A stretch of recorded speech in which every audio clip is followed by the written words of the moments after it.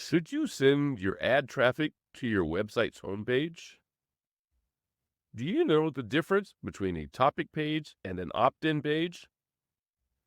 Do you know why your website visitors who do not buy on their first website visit are so valuable?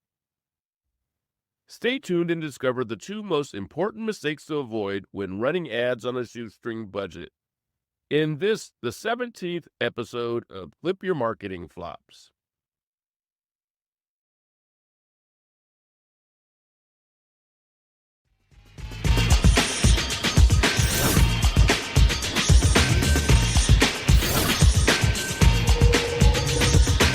I'm your host, Joe Sayles Jr. Welcome to Flip Your Marketing Flops, the digital marketing and lead generation podcast.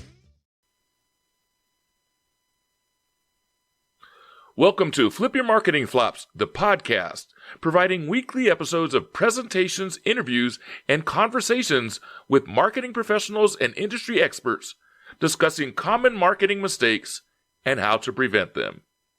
If you're an entrepreneur, local service-based business owner, small business marketer, or a new digital marketing professional, and you don't normally have access to insider marketing knowledge, then this podcast is for you. My purpose is to teach you the hacks, tips, and secrets that will prevent common marketing mistakes, saving you both time and money. Welcome back to Flip Your Marketing Flops. I'm Joe Sayles Jr., and if you caught the last episode, you know we started talking about the biggest paid advertising mistakes that drain your budget faster than a leaky bucket. We covered 4 mistakes, including competing with budgets of less than $500 per month, not having a strategy with a clearly defined goal or goals, why your strategy should plan to run for a minimum of 90 days, and the importance of clearly understanding your target audience's pain points and desires. But here's the thing. Even if you fix those 4 mistakes, there are still 2 more that can hurt your business. These last 2 are sneaky because your ads might actually look like they're working. You'll see clicks coming in and maybe even some leads, but your bank account keeps shrinking while your sales stay flat. Sound familiar? Well, let's dig into these final 2 budget killers. Mistake number 5. Misalignment between ads and landing pages. One of the biggest mistakes I see business owners make is running ads that are not aligned with their landing pages. A crucial element that makes your dollars go further is running paid ads with text content that aligns with your landing page's text and with image and content that aligns with your landing page images. Misaligned ads can be good enough to get people interested in the ad, and we can tell there is an interest by the number of clicks and other analytical data.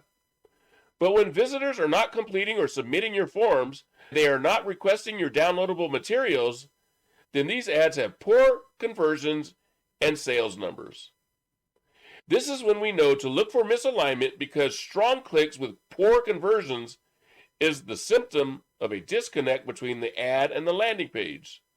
So we look for inconsistencies in the ad messages or images. There can be several reasons why this happens, and I will give you 2 examples to make the points clear. Example number 1, the Mother's Day mix-up. Imagine a Mother's Day ad for a florist. The ad mentions flowers and shows beautiful Mother's Day gift arrangements. But when people click the ad, they land on a page about funeral arrangements because the ad was linked to the wrong URL. The page shows floral arrangements near caskets that sets a somber mood.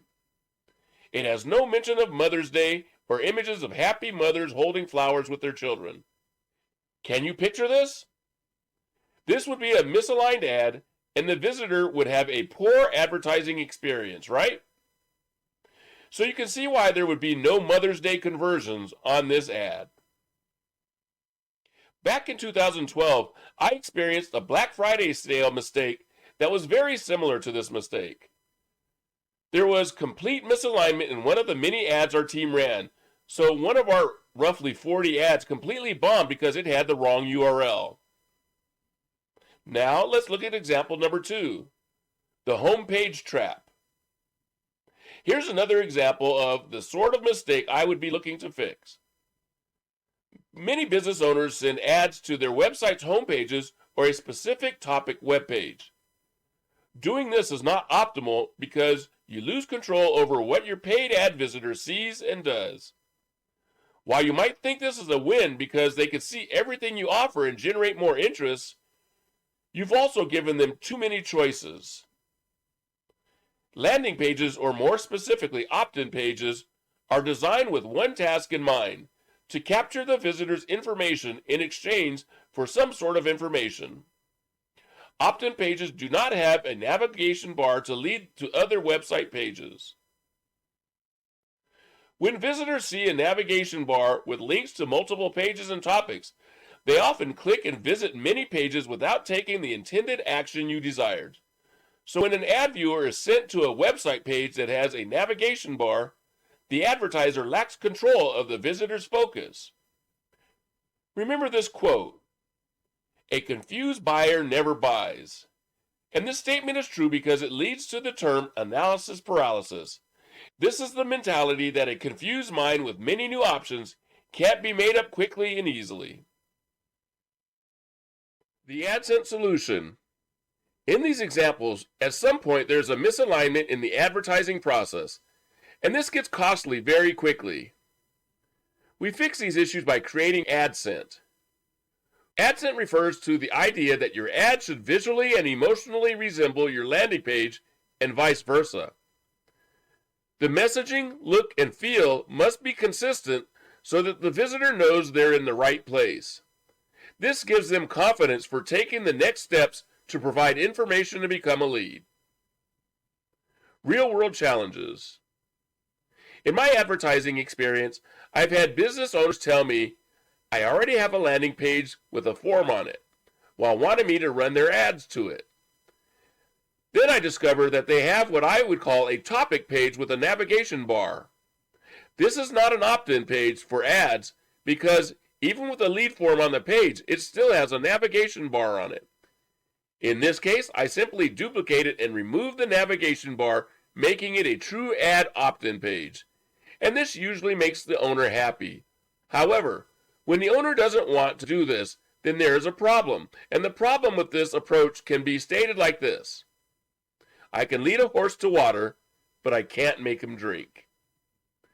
I can run an ad and draw people to your advertising, but if I don't create or I'm not in control of the landing page, I can't ensure there is consistent ad sent to generate a lead who completes the form or desired action for the ad.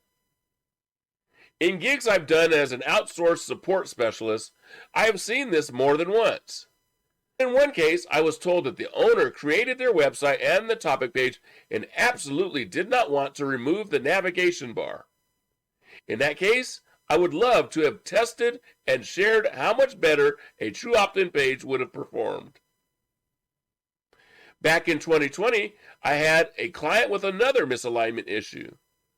The same person who made their ads did not make their landing page, so they didn't flow together. That disconnect killed their conversions. This is why I tell clients, if you want me to run your ads, I need to build your landing pages. As an entrepreneur, you can run Google ads, Facebook ads, Pinterest ads, YouTube ads, or ads anywhere if you spend the time to learn about them. You can even do it on a shoestring budget.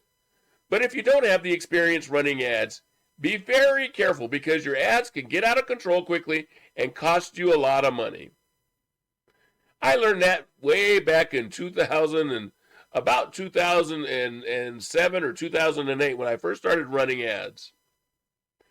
Be extra cautious about running ads on a tight budget without proper knowledge.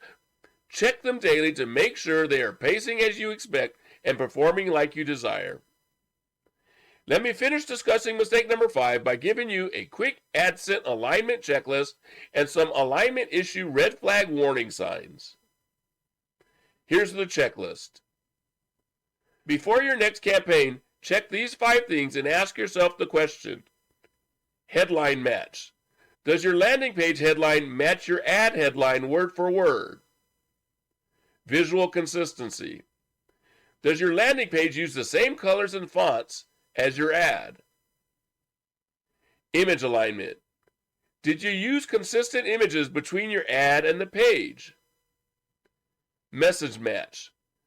Does the first paragraph mention the same benefit promised in the ad? Single focus. Is there only one clear action for the visitor to take? Watch for these alignment issue warning signs of your ads not working properly. People click your ads but immediately bounce from your landing page. Your ads are getting clicks, but very few form completions. Your ad cost per lead keeps rising despite good ad click performance. Mistake number 6, lack of follow-up systems. Now let's address the final paid advertising mistake that I will talk about today. It is not following up with your leads. This even applies with running paid ads on a shoestring budget. The issue here is lack of a follow-up system and not understanding the customer journey and financial importance of following up. Too often people say, I need more clients, I need more ads, I need more customers, and I need more advertising. But the simple truth is, they might have enough traffic, but they just need to sell to more people that they've contacted, and this can be done through your follow-up system. I can help these clients put the advertising in place and bring in new leads. I can even make their ads the most effective possible, but when there's no process for following up with that lead after the initial contact, then I know that my client has been running through their budget at the most expensive cost levels, and they are not being as efficient as they should be. Whenever you run paid ads, you must have a follow-up system in place. The cold hard truth about first-time visitors. Think about it. When you spend money and find people who are interested in you and your offerings, you've met one of the biggest goals, finding interested leads. But you can't expect every lead to be ready to buy the first time they come to your landing pages. This is why it's important to understand the buyer's funnel. You see, when you run targeted paid ads on any platform, you are most likely targeting your best lead options. But here's what many inexperienced advertisers don't realize. Only 2 to 4% of first-time website visitors will convert and make a purchase. You spent money on cold leads to become aware of you, but they might not be ready to buy yet. What most inexperienced advertisers do is lose sight of the fact that they have gotten their message in front of their best possible lead options, who have expressed interest by clicking on the ad. These are good leads who have taken the first step into your sales funnel in a process known as the buyer's journey. The issue is you found someone interested enough to become a lead by providing you with their name and information, but the timing isn't right. You've made them aware that they have a goal or a pain point, and you have a possible solution. They might be ready to purchase in the future, but if you just let them go after one visit, then you've just wasted your money. At this point, you need to warm them up to you and your solutions. They likely need more information about you and why they should consider your offerings. So for the 96 to 98% of your new leads who are not yet ready to buy, continue staying in touch with them. Follow up with them in the process known as lead nurturing. According to HubSpot, companies that nurture leads make 50% more sales at a cost of 33% less than non-nurtured leads. How to follow up. Follow up with leads by remarketing them using email and SMS messaging. Your cost for these is not based on a cost per click model. This is where your cost ratios begin to improve. By following up with those who have already displayed awareness of your website and interest in your solutions, you will spend less overall to convert your leads and be more likely to convert more of them after several more touch points. Now let's look at some real-world cost savings. Yet another way to follow up is by using retargeting.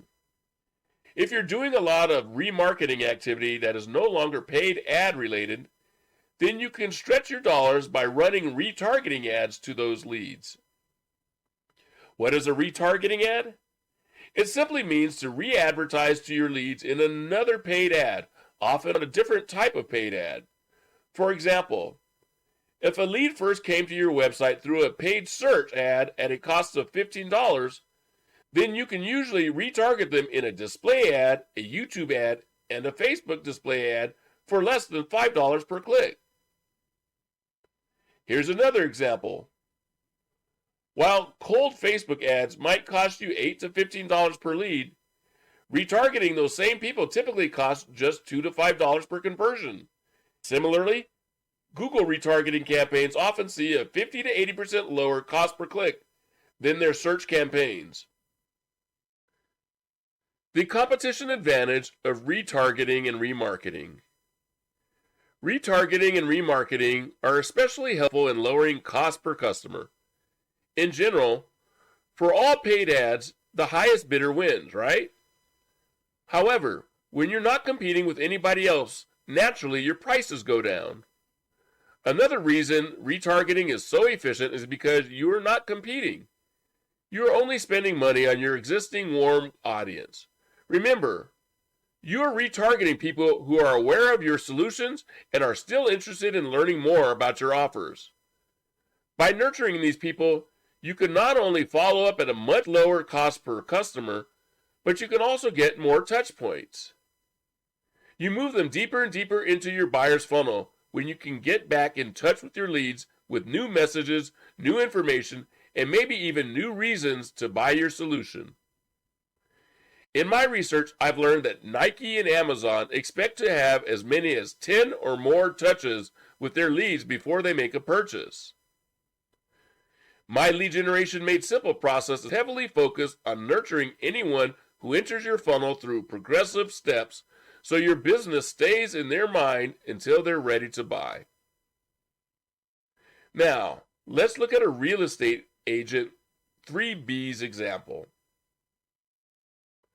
I want to share a real 3B story about nurturing for potential business. I learned this from an agent who sold my condo. For the 5 years I owned the condo, this agent sent weekly marketing materials to every mailbox address in our complex. By always sharing housing prices, sending tips for preparing to sell a home, and putting on free local seminars at that time, he made it known that he would be available when you're ready to sell your home and ready to buy another one. When anyone was ready to sell, he was first in mind. Lead generation expert Tom Poland calls this the 3Bs, business and brain until ready to buy. And I'm reminded of it because not everyone is ready to buy today, but I want to be first in their mind when they are ready. The dentist office scenario. As I've stated earlier, typically only 2 to 4% of people who are looking to buy your product or solution or service at any given time. But the majority of the 96 to 98% who are not ready could possibly be interested in the future. Think about a dentist's office. For a parent and their child, everything might be fine one day, but the next day the child falls and breaks their tooth. Suddenly that child needs dental assistance urgently. The parent of this child is hot and ready for dental solutions immediately. But what about the person who knows they need to go to the dentist and hasn't gone in quite some time? They might have checked out different dental offices here and there over time. That's the person that follow-up activity is perfectly designed for. They need to hear educational content and develop a know, like, and trust relationship with you, which will help them decide to choose you. This know, like, and trust factor is built through the process of following up and nurturing your leads. By understanding the typical buyer's journey and having processes to follow up with leads helps me to confidently address statements where my clients are unsure about running paid ads with me and make statements like, "I've tried paid ads before and wasted money." A statement like this boils down to a lack of understanding paid advertising best practices and how paid ads should be worked into the buyer's journey.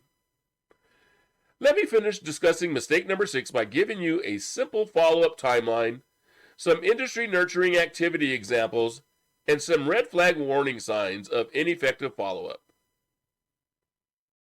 So here's the timeline. It's basically a 30-day follow-up schedule with 6 touch points. Day 1, send a welcome email with a promised resource. Day 3, send educational content addressing common objections. Day 7, send social proof like testimonials and reviews or send a case study. Day 14, send a message with a different angle on your solution. Day 21, send a limited time offer with urgency. Day 30, send a last chance or check-in message. Now let me give you some industry nurturing activity examples. Your follow-up should match your business. For service businesses, a plumber sends seasonal maintenance tips. A financial advisor shares market updates. In e-commerce, you can send abandoned cart emails and product recommendations. For coaches and consultants, send free mini lessons and client success stories. Now here are some warning signs that your follow-up isn't working. Watch for these red flags. Open email rates below 20%. Getting leads but no sales after 90 days. Immediate unsubscribes after opt-in. Your retargeting ads cost the same as your cold ads. Now let's have a look at our conclusion, and I'm going to share some action steps with you. If you see yourself having difficulty putting these recommendations into practice, let me know. As a paid ad specialist, I have managed everything from 8-figure monthly budgets to budgets as small as $1 per day. And I've created successful strategies to make all of these increase their return on their ad spend, known as ROAS. By fixing these 6 mistakes, you'll generate a positive return on your ad spend. For most small businesses, just for your reference, a 3-to-1 return is considered good, a 4-to-1 return is considered great, and a 5-to-1 or higher is excellent. So use these as a measure of how you are performing. Don't expect these results in the first 30 days because most campaigns hit their stride around days 45 to 60. Just be sure to track leads first, then sales. Then between days 60 and 90, you should be where you want to be. But if you would feel better about having your ads audited or working with someone to run your paid ads, then reach out to me.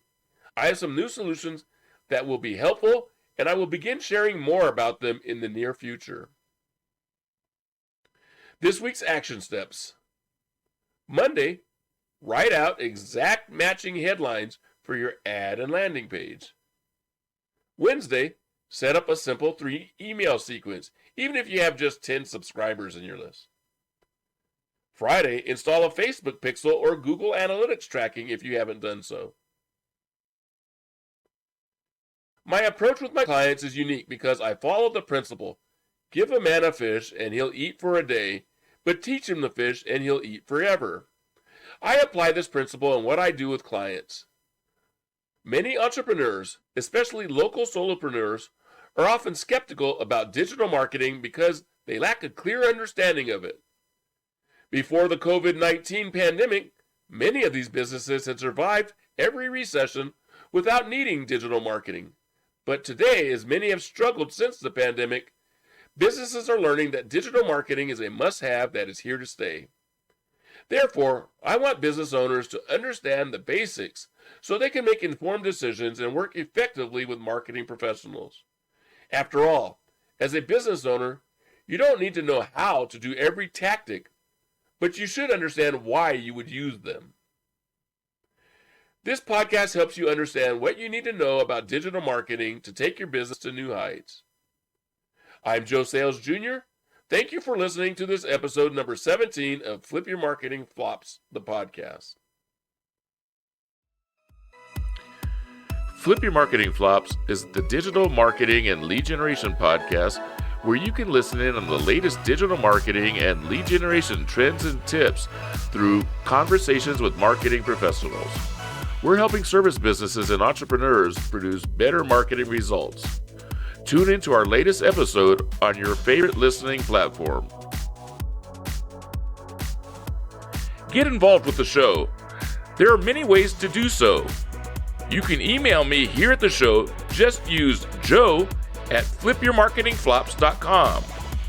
If you enjoy the content on this channel, let me know. If you have a digital marketing topic you would like to know more about, tell me about it. And if there is someone you think I should have on the show, just give me their name. You are crucial to the success of this show, just as I want to be helpful in the success of your business, and I want to give you information you want to know about. So be sure to subscribe to this channel, hit the like button, and comment below. For more information, visit flipyourmarketingflops.com. Remember, every marketing flop is just a lesson waiting to be flipped.